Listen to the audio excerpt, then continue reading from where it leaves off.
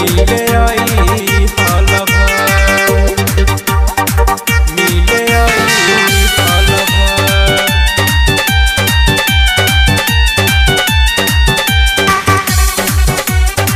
मिले आई हल भर पियावा घरे तोहरे याद परे यारो नाही होला सबर पियावा घरे तोहरे याद परे यारो नाही होला सबर नाही होला सबर दाल भात राके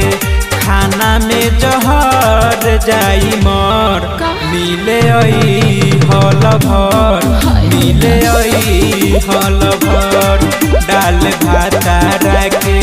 खाना में जहर जाई मर मिले आई हल भर मिले आई हल भर मिले आई हल भर मिले आई हल भर एकरा से जाला नहीं मन के प्यास हो लहके अब तो ही सोना बड़ा मोर पास हो टेंशन का लेत बारू झूठो के जान हो अब की मिलान तोहसे होई आसान हो कब करे ना जो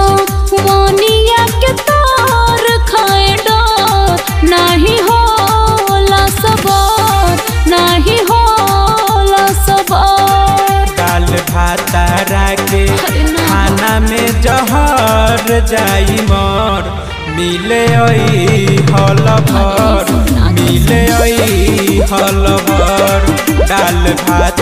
राके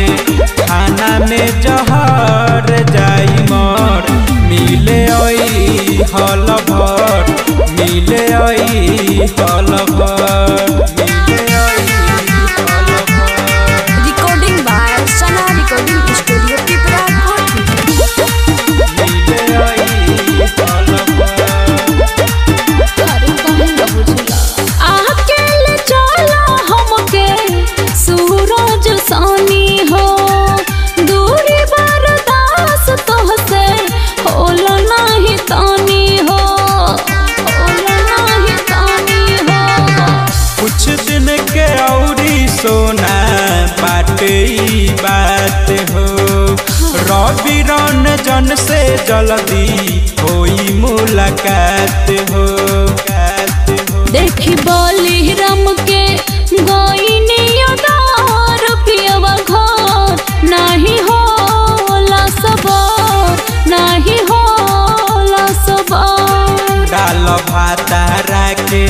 खाना में जहर जाई मर मिले आई हल भर मिले आई हल भर दाल भात राके खाना में जहर